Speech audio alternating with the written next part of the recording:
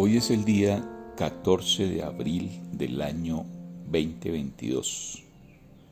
El tema de hoy es una comparación capitalismo versus socialismo. Vamos a ver brevemente, en detalle y con algunas opiniones personales, cómo debería ser el mundo y qué podemos aprovechar de cada una de estas ideas económicas. Les recuerdo que estas grabaciones están disponibles en Spotify, en el canal Oro Espiritual, y las pueden compartir con todos sus amigos, sus familiares y sus más allegados. Capitalismo versus socialismo. Veamos brevemente las verdades, las mentiras, las propuestas y los desaciertos de cada uno de estos sistemas. En el capitalismo se ve de positivo que la gente crea libre empresa, que la gente pueda aprovechar sus talentos, dar a conocer al mundo ideas y hacerlas realidad, produciendo y creando aquello que considera bueno para la sociedad y lo pone a la venta. Hay venta, está basado en el dinero, en la utilidad. Esa parte, pues, de la creación de empresa es excelente dentro del capitalismo. ¿Qué es lo negativo que tiene en sí el capitalismo abierto, el capitalismo voraz, ese animal salvaje que se come todo? Pues que no todos los seres humanos tienen creatividad, no todos tienen la misma velocidad de comportamiento y la misma capacidad intelectual para producir y acaparar. Entonces los menos favorecidos, los que no tienen esas habilidades, los que no tienen esa velocidad, se quedan atrás, son relegados como si fueran los sobrantes del mundo, los sobrantes de la sociedad. Pero no es así, también son seres humanos, también tienen derecho a la alimentación, tienen derecho a una vivienda, tienen derecho a recreación, tienen derecho a salud y a todo lo básico que necesita un ser humano. Eso es lo que se critica fundamentalmente dentro del capitalismo, que cada persona actúa con base en su ego y los demás valen poco. Es decir, la persona egoísta se comporta como un animal salvaje que va devorando lo que encuentra a su camino para saciar su sed de ambición, de riqueza y acaparar todo lo que más pueda de los recursos de una nación, del mundo, de la naturaleza y de todo lo que se atraviesa en su camino. Esa es la gran crítica al capitalismo. El capitalismo promueve los monopolios y los oligopolios. Es tan salvaje la promoción de oligopolios y monopolios que los mismos países capitalistas, porque no hay país 100% capitalista, escúchese bien, los mismos capitalistas de Occidente crean dentro de sus países el control de empresas y de instituciones financieras para que no existan esos abusos de monopolio y de oligopolios. ¿Por qué razón? Porque es inaceptable, es salvaje que una sola familia, un solo hombre, una sola empresa se haga dueño de los recursos de una nación y los explote solamente para sí mismo, para un pequeño grupo de personas. Yo soy de los que creo que el mundo fue hecho para todos los que lo habitamos. No importa que unos sean más listos que otros. Así como las gacelas corren, los leones devoran, también existen otros animales en la naturaleza, como las babosas, los caracoles y las tortugas, que andan más lento, pero también tienen derecho a vivir, tienen derecho a ser parte de ese conjunto de la naturaleza, de tal forma que los seres humanos, que son menos listos y más lentos, también tienen derecho a esos recursos y a esa capacidad de vivir alegremente bajo la protección de un país.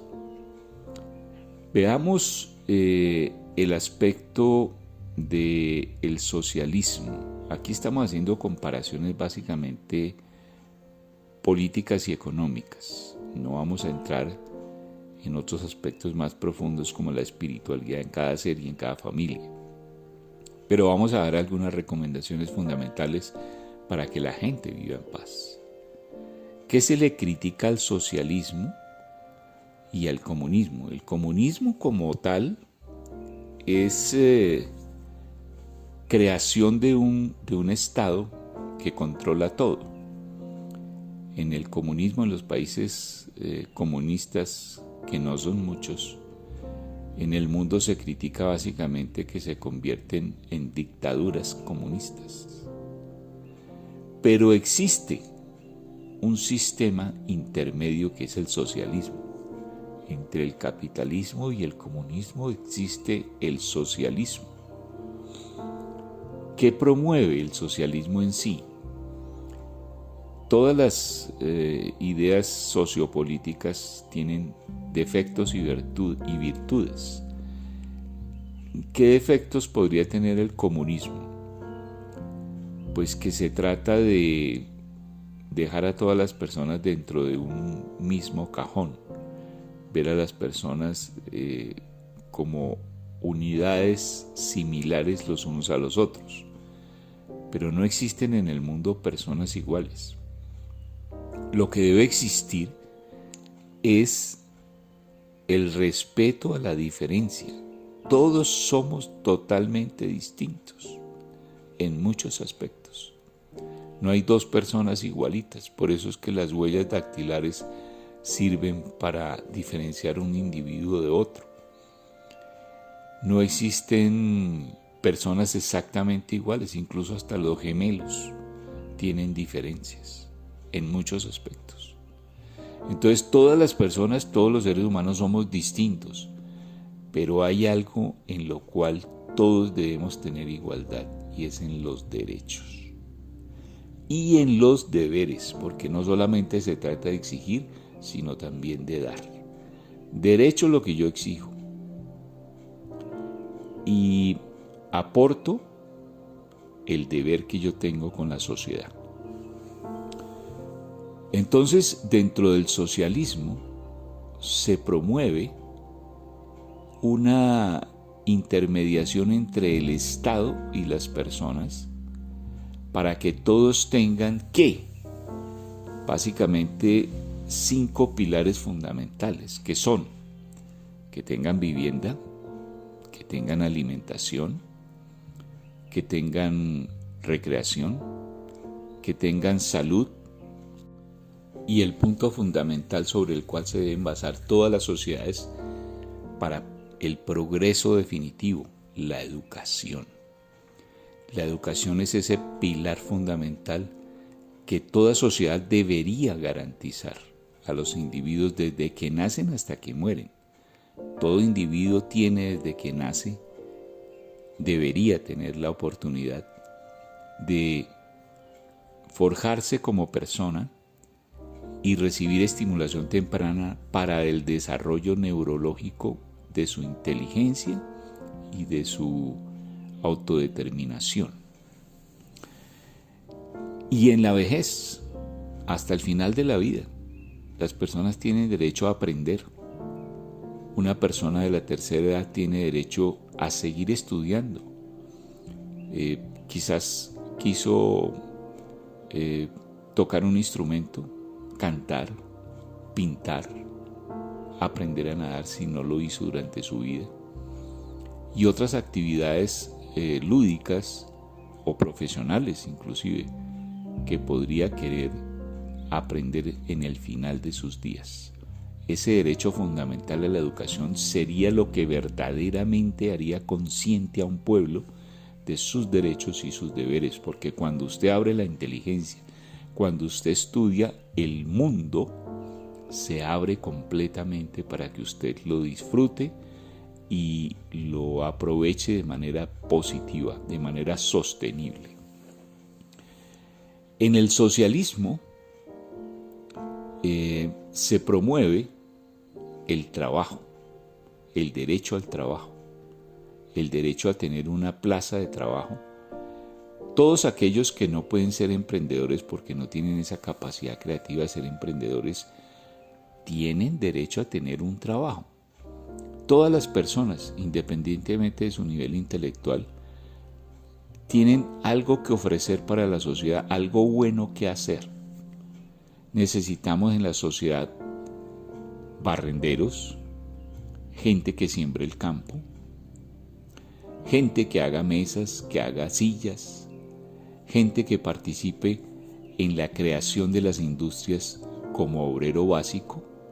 Hay personas que pueden trabajar como obreros básicos sin necesidad de tener grandes conocimientos, pero pueden participar de esa construcción de sociedad. Por supuesto, dentro de las sociedades, no todas las personas ganarán exactamente lo mismo, porque no podemos decir que un científico, un médico cirujano, una persona que ha pasado mucho tiempo estudiando, vaya a recibir la misma recompensa económica que una persona básica que ha trabajado durante años en una empresa, un obrero que participa en la producción industrial. Pero sí debemos garantizar que esa persona básica y todas las personas que habitan el mundo y una nación en particular tenga su vivienda, tenga su alimentación, tenga su derecho a salud, tenga su recreación y el derecho a educarse. Entonces, en el socialismo se promueve el derecho a que todos tengan la misma posibilidad económica y educativa de hacerse como personas en el transcurso de sus vidas, personas felices. ¿Cuál es la falla dentro del capitalismo con respecto a la educación? Que la educación especializada es privada, no se ofrece de manera gratuita a los individuos. Y esto produce una gran diferencia entre la gran mayoría de la gente que no puede acceder a esa educación y a la cual se le verán restadas las posibilidades de progreso, porque sencillamente el que sabe, el que tiene un título universitario, pues tendrá siempre mejores oportunidades que el que no sabe. Y eso de por sí ya es una discriminación grave para el individuo. Se puede ofrecer la primaria y la secundaria, pero si se le limita hasta ese momento, es como decirle no, a usted lo queremos de básico, de obrero, de campesino sembrando el campo. Y no queremos que pase de ahí, nos interesa que esté ahí. Es como si hubiera esa discriminación. Eso dentro del capitalismo se considera injusto. Que así funciona, sí, así funciona, pero así no debería ser. Y dentro del socialismo y dentro del comunismo se promueve el derecho a la educación toda la vida.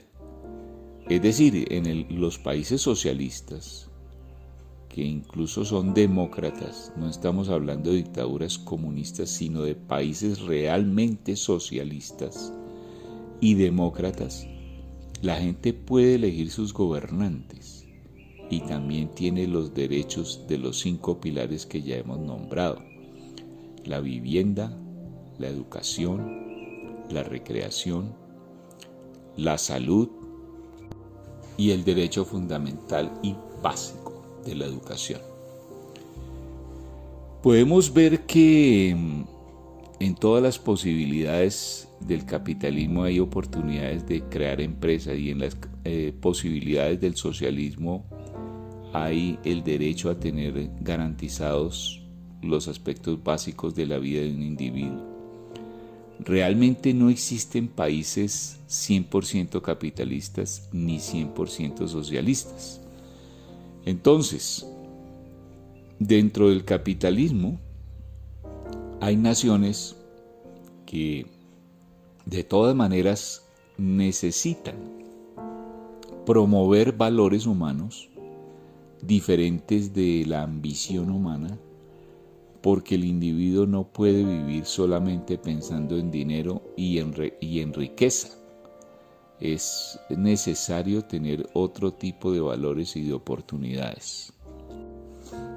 Es tan aberrante la ambición de los monopolios que en los mismos países capitalistas está regularizada la situación de los monopolios. No se permiten.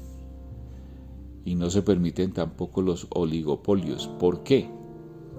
Porque absorben una nación y pocas personas podrían hacerse a todo el poder de una riqueza de un país. Eso no está permitido ni siquiera en el capitalismo. Y dentro del socialismo, pues eso está completamente combatido, está completamente controlado. Sí se permite la libre empresa. Hay un aspecto que quiero aclarar también, y es que los comunistas no son gente perezosa. Hay personas que han dicho y han expresado que es que en los países que se promueve el comunismo la gente se vuelve perezosa, la gente no trabaja. Eso no es cierto. Hay países como la China, es el mejor ejemplo, donde la gente trabaja más que en ninguna otra nación, en ningún otro país. Entonces, no podemos decir que es que el comunismo promueve la pereza. No. Si usted observa su casa, la nevera que tiene, la tostadora que tiene, el televisor, el computador, el celular que está utilizando, usted verá que existen componentes de esos aparatos que han sido hechos en países comunistas como la China y otros de algunas otras regiones, incluso también países socialistas que promueven la democracia, diferentes al estilo socioeconómico y político de la China. Entonces, ese concepto de que en el socialismo y en el comunismo la gente no trabaja, eso es mentira. En todos los regímenes políticos y económicos es necesario el trabajo. Pero hay algo fundamental a tener en cuenta, es que el derecho al trabajo también es pilar fundamental de la sociedad. Ese derecho al trabajo, ¿quién lo debe garantizar? El Estado. El Estado debe promover la creación de empresas para que la gente tenga trabajo, tal cual como se hace en los grandes países socialistas. Muchos ejemplos. En muchas zonas de Europa existen esta tendencia socialista. Países como Islandia, Finlandia, Noruega, Suecia, Letonia, Estonia, Lituania y otros promueven el socialismo democrático, que sí funciona y funciona adecuadamente. No hay perfección en ninguno de los dos sistemas, pero el socialismo, por ejemplo, sueco, que tiene empresas como Volvo, que produce automóviles de los más seguros del mundo, y teléfonos Nokia de una gran calidad, son naciones que han promovido la creación de empresas y que se ponga al servicio de la humanidad el aspecto científico, la investigación científica. Entonces, si vemos cómo países socialistas pueden vivir en paz, pueden tener sociedades sostenibles y pueden ser ejemplo para todos los demás. Lo que pasa es que hay que superar el egoísmo. El ser humano por naturaleza es egoísta. Al ser humano le gusta la ambición, le gusta acaparar, le gusta tener más y más y más y más. Y eso debe ser controlado. Los aspectos religiosos y espirituales no los vamos a mirar acá, pero sí debe existir esa libertad de culto en todas las naciones, sean capitalistas, comunistas o socialistas. Los grandes países socialistas y comunistas se dieron cuenta de eso de tal forma que finalmente permitieron que existan las religiones y las creencias, porque las personas necesitan encontrarle sentido a su vida, necesitan saber de dónde vengo, para dónde voy, dónde estoy, cuál es el sentido de mi vida. Y solamente la economía y la política no le dan respuestas. Entonces es necesario darle la oportunidad a las familias de que tengan sus conocimientos de espiritualidad dentro de una religión o dentro de su propia estructura familiar, para que transmitan a sus descendientes cuál sería el sentido verdadero de la vida. Pero acá hemos analizado básicamente lo que es el comportamiento económico y político de una nación. El Estado como tal debe garantizar todas las actividades y todos los derechos y todos los deberes de los cuales ya hemos hablado. Quiero finalizar diciendo que el Estado no es algo por allá en una nube, sino que somos todos.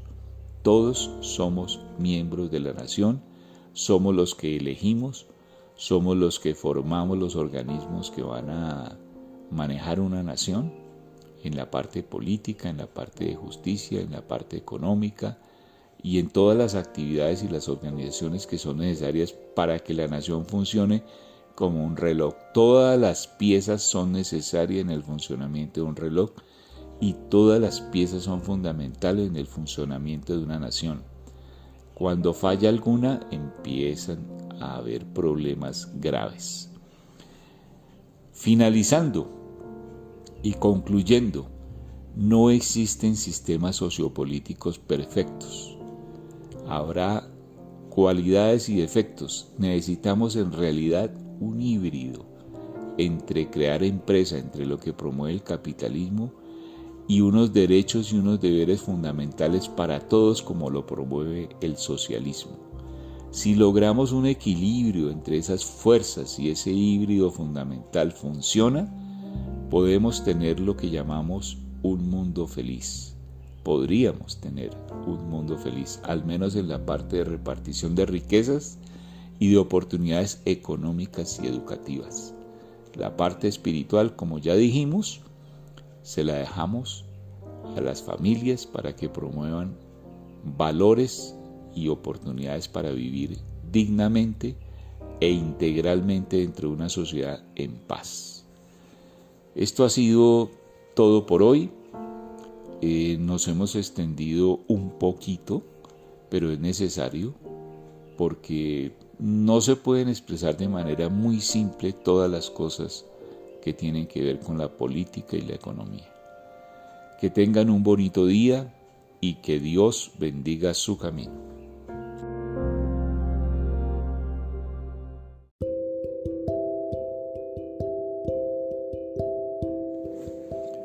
Hoy es el día 16 de abril del año 2022. El tema de hoy, la salud y el derecho universal a la salud. Las Naciones Unidas promueven el derecho a la salud como un derecho fundamental, pero este derecho no se cumple en ninguna parte del mundo, al menos en la mayoría de los países. Entonces, debemos saber que ni siquiera los países más desarrollados garantizan un buen servicio de salud para todos los ciudadanos. Es discriminatorio. Solamente algunos países socialistas promueven el derecho a la salud sin ninguna condición. Y usted puede entrar a una clínica y hacerse, o que le hagan mejor, los exámenes, las cirugías y los procedimientos que sean necesarios para mantener su salud. En cuanto a la salud, voy a expresar mis opiniones personales de cómo debería ser el sistema oficial de la salud para todo el planeta, en todos los países. Primero, el pilar fundamental es la prevención. No podemos esperar a que las cosas sucedan para luego solucionarlas. se puede prever la salud ideal. Nosotros como seres humanos tenemos la responsabilidad de cuidarnos a sí mismos, de tal manera que tenemos que saber qué comemos, qué pensamos y qué estilo de vida llevamos. En la salud es fundamental el ejercicio. Todos los días hay que moverse, todos los días hay que tener una rutina que nos permita mantenernos en forma. ¿Esto qué significa en términos simples? No es necesario que esté inscrito en un gimnasio, pero sí es indispensable que tenga una rutina dirigida, ya sea por un libro, ya sea por investigación personal en las redes sociales, en YouTube, en cualquiera de los sistemas que tenemos tan efectivamente a la mano hoy en día, y llevar a cabo una serie de ejercicios que nos permitan tener un desarrollo equilibrado de nuestro organismo. En cuanto a la alimentación es la base fundamental, igual que el ejercicio de la salud. Nosotros tenemos que ser responsables con lo que comemos y lo que pensamos. No solamente se trata del cuerpo físico, sino también de la salud mental. Es decir, que en la salud mental el Estado y la responsabilidad personal también están presentes. La salud mental determina muchas de las situaciones que se nos presentan en la vida. Así que desde niños, desde bebés, tenemos que aprender a pensar positivamente, influidos por nuestros padres, nuestros maestros, nuestros abuelos, nuestra familia y la sociedad que nos rodea. Si aprendemos a pensar positivamente en cuanto a nuestras posibilidades, al cuidado, el autocuidado de nuestro cuerpo y de nuestra mente, tendremos una sociedad mucho más desarrollada, mucho más estable y mucho más saludable. En cuanto a las instituciones, el Estado debe garantizar a través de las leyes que promueve y a través de las inversiones económicas. No es que el dinero va a salir de la nada, de los impuestos que se recaudan de todos los ciudadanos, de todas las empresas y de todo lo que pasa en el país, deben salir los recursos para los hospitales y clínicas que se creen para conservar la salud de los seres que habitan un país, una ciudad, un pueblo. Esto, en términos sencillos, se refiere a que deben ser utilizados adecuadamente esos recursos que la nación va a destinar a la salud, y deben existir gerentes especializados en la administración de servicios de salud, no cualquier gerente, una especialización en gerencia de la salud, que no necesariamente tiene que ser un médico, puede ser un administrador de empresas, puede ser otro tipo de profesional, pero que tenga esa visualización, esa especialidad en ese campo, la gerencia de la salud, de tal manera que permitamos que los hospitales tengan un adecuado manejo. Ahora, la salud no debe ser una inversión de tipo económico en la bolsa de valores, debe ser una garantía del Estado para los ciudadanos. Cuando la salud se convierte en un negocio, deja de tener calidad. ¿Por qué? Porque van a buscar los recursos más baratos, los incentivos más baratos, los médicos que cobren menos, las enfermeras que cobren menos, y todo se va a deteriorar. De tal manera que no puede ser un negocio la salud. Tiene que ser una administración y una función del Estado que garantice ese aspecto. Que pueden existir médicos personales para otras actividades y para cosas muy puntuales, podría ser. Podría ser que dentro del sistema de salud haya un híbrido para gente que tenga los recursos necesarios para pagar eso que quieren de manera privada. Pero fundamentalmente el Estado es el que tiene que garantizar los servicios de salud. No puede ser una economía basada únicamente en la utilidad. En cuanto a la salud, La salud debe ser garantizada, no puede ser un negocio, insisto, no puede ser un negocio. Los servicios de salud en todos los aspectos, por ejemplo el odontológico, es injusto que la gente pierda sus piezas dentales porque no puede tener acceso a un servicio de salud como la odontología porque es carísimo. Los insumos y todo lo que se necesita en la odontología vale dinero. Entonces, ¿qué sucede?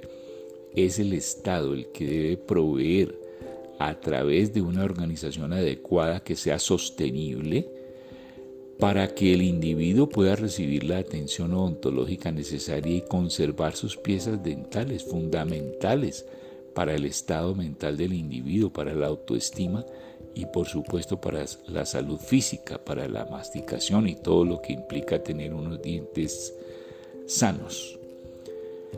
En cuanto a cirugías especiales, en cuanto a tratamientos especiales, también deben ser garantizados por el Estado.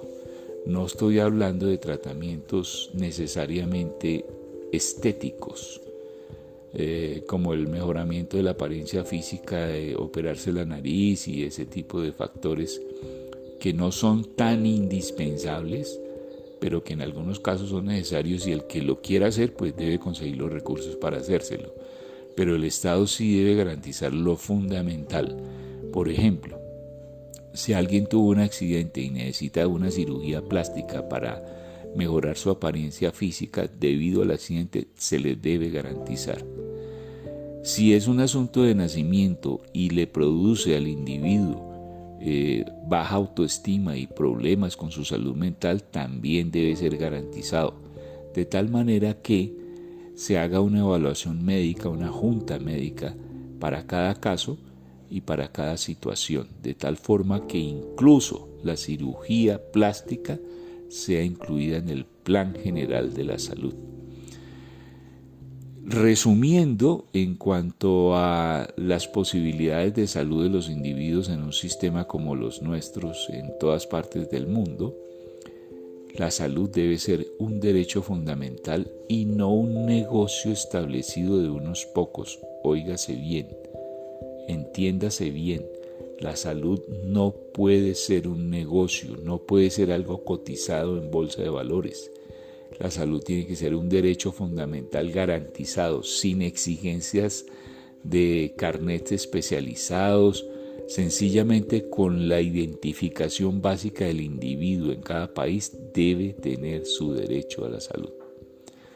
Esto es fácil decirlo, hacerlo yo sé que requiere una infraestructura, pero tenemos la suficiente inteligencia y los suficientes individuos preparados para que puedan ejercer estas funciones, un ministerio de salud adecuado, una nación que recaude los fondos necesarios para garantizarle a ese ministerio que funcione correctamente. Todo se puede hacer, esto no es una utopía. Mucha gente dice de manera no precisa y también ignorando muchas cosas que se pueden hacer. No, es que eso es para los países muy desarrollados. No, se puede hacer en todas partes del mundo. Y todos podemos llegar a ser países desarrollados. Países desarrollados no significa necesariamente que sean multimillonarios en ingresos y que hagan posible que la gente tenga todo lo que necesite. No, también los países humildes pueden hacer que sus recursos, lo que tiene, con lo que trabaja, con las industrias que tiene, con la tierra que tiene, pueda producir los recursos necesarios para aportar a la salud. Entonces, mi concepto personal, mi visión acerca de la salud es que no puede ser negocio, tiene que ser un derecho garantizado por el Estado. Que algunos particulares puedan hacer cirugías plásticas, puedan practicar tratamientos especializados en odontología o en otras áreas, puede ser, porque las naciones pueden construir sistemas híbridos, pero hay una columna fundamental que es la salud garantizada por el Estado, que no puede ser un negocio, que no puede ser manejado a través de empresas privadas, sino que tiene que ser fundamentalmente manejada por el Estado y organizaciones que estén al servicio del ciudadano y no al servicio de particulares y dineros de empresas privadas. Que quede claro, la salud es un derecho y como tal debe ser garantizado por el Estado y no puede ser un negocio. Este ha sido mi concepto fundamental en cuanto a garantizar la salud a los individuos. Espero que nos hagan reflexionar estas ideas, estas propuestas, y que lo tengamos en cuenta a la hora de elegir gobernantes en todos los países, en todas las regiones, en todas las ciudades y en todos los pueblos del mundo. Que tengan un bonito día. Esto ha sido todo por hoy y que Dios bendiga su camino.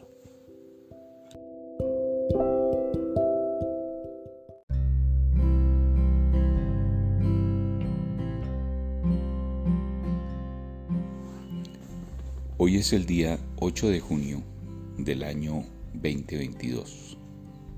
El tema de hoy, la farsa del sistema financiero mundial.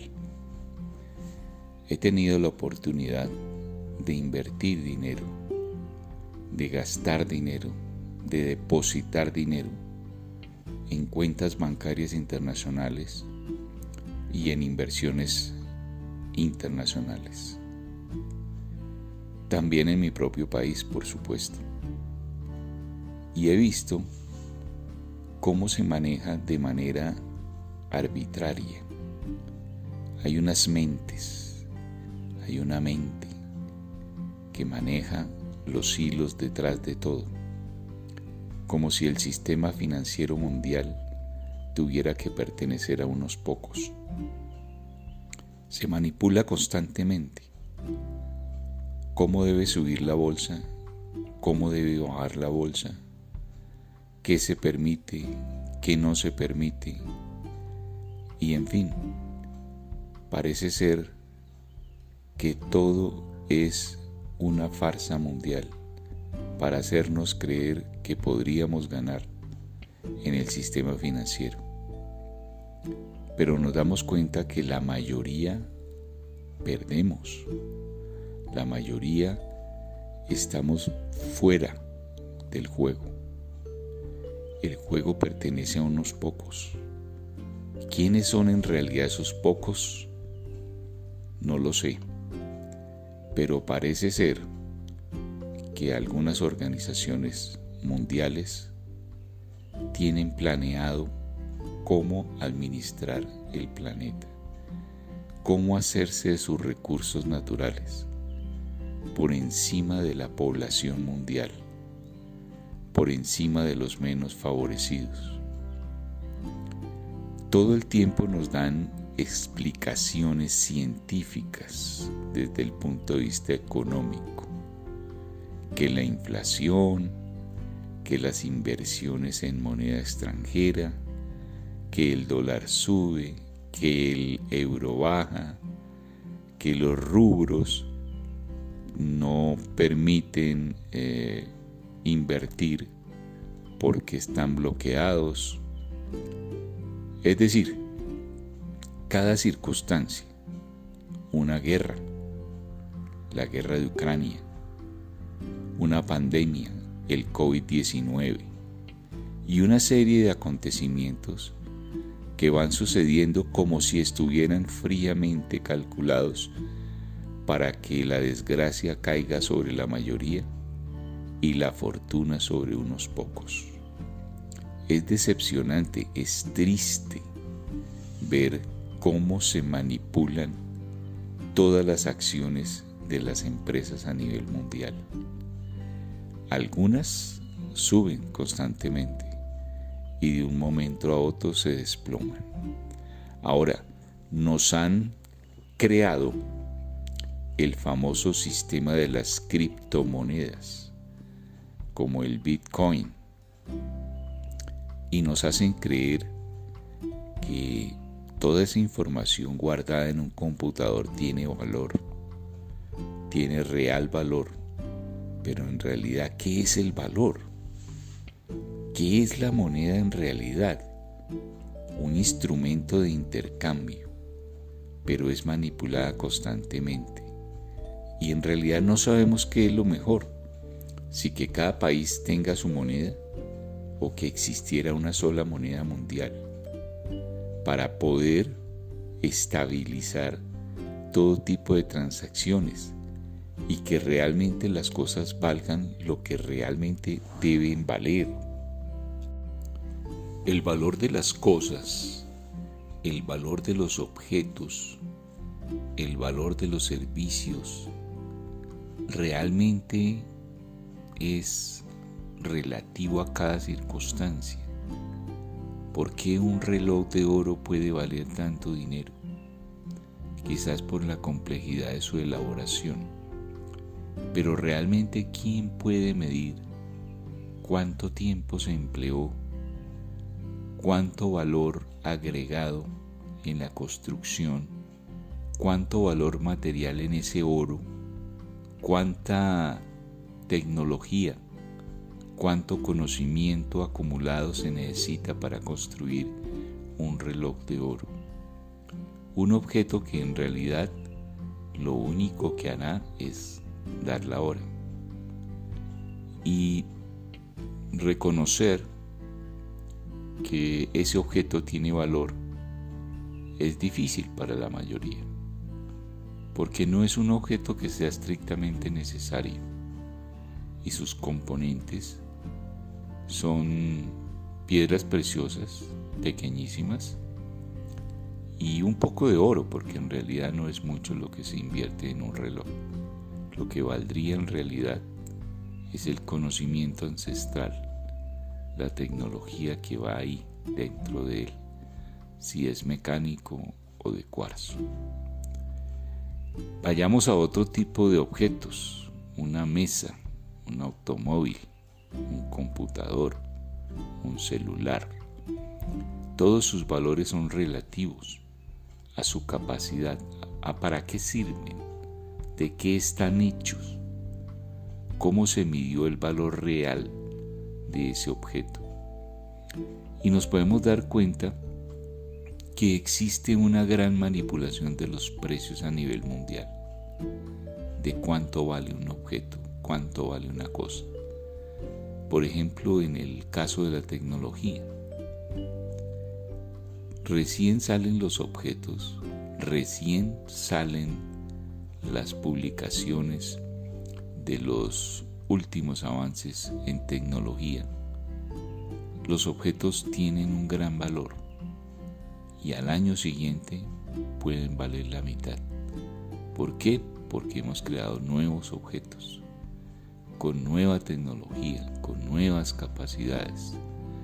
Y así sucesivamente, en todo el planeta se van generando ideas y objetos que van manipulando cómo se administra el sistema de valores, cómo las cosas pueden valer mucho o pueden valer poco, dependiendo de la necesidad que los individuos tengan de esos objetos o de esas circunstancias. Porque también los servicios, el cómo hacer algo, el cómo lograr algo, tiene un valor. Por eso la educación también se cobra, porque cómo lograr algo y cómo saber cómo se realizan determinado tipo de actividades tiene un valor. La educación es fundamental y es un servicio a través de los maestros, y es un servicio que debe ser proveído constantemente a la humanidad. ¿De qué forma se puede cobrar? Y ahí el asunto, porque en el caso de las universidades abusan de conocimientos que ya son parte de la historia de la humanidad. ¿Por qué nos cobran tanto dinero por enseñarnos algo que ya está acumulado? Ya está inclusive en la inteligencia artificial, en el computador, en ese disco duro, en el estado sólido o en el estado que sea. Está ahí la información. ¿Por qué nos cobran tanto dinero a los que menos tenemos para enseñarnos un conocimiento. Y en realidad todo el sistema financiero se basa en que hay un conocimiento acumulado en unos pocos para manipular a la mayoría. Nos cobran por algo que es sencillo de hacer o por algo que es sencillo de enseñar, y nos cobran sumas exorbitantes. Y el ignorante, por supuesto, paga porque no sabe, paga porque ignora en realidad cuánto costó eso.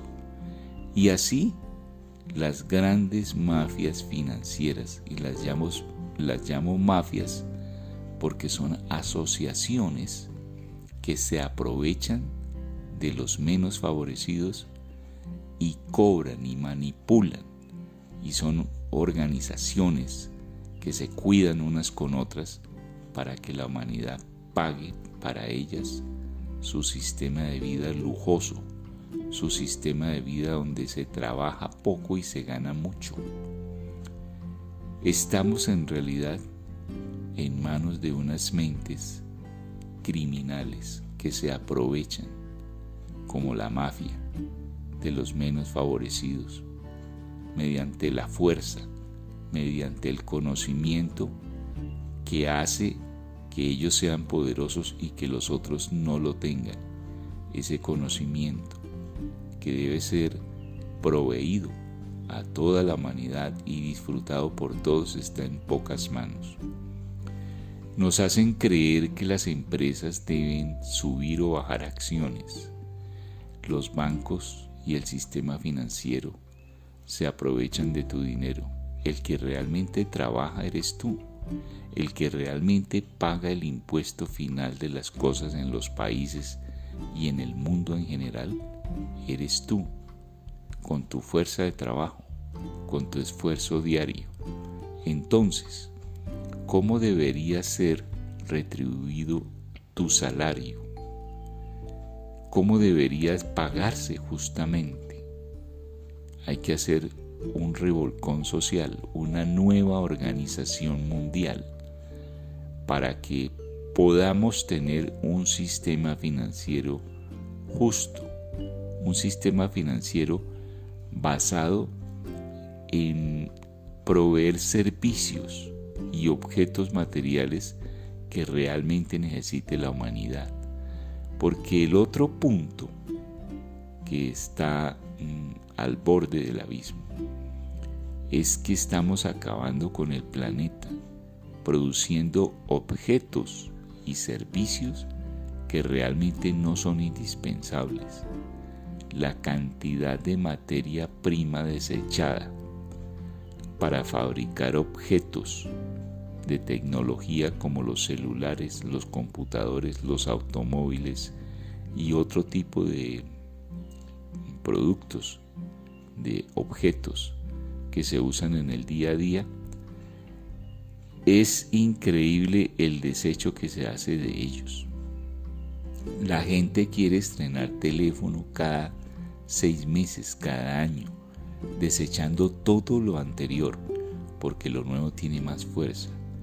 Y las mentes que manipulan el mundo nos hacen creer que necesitamos esos nuevos objetos.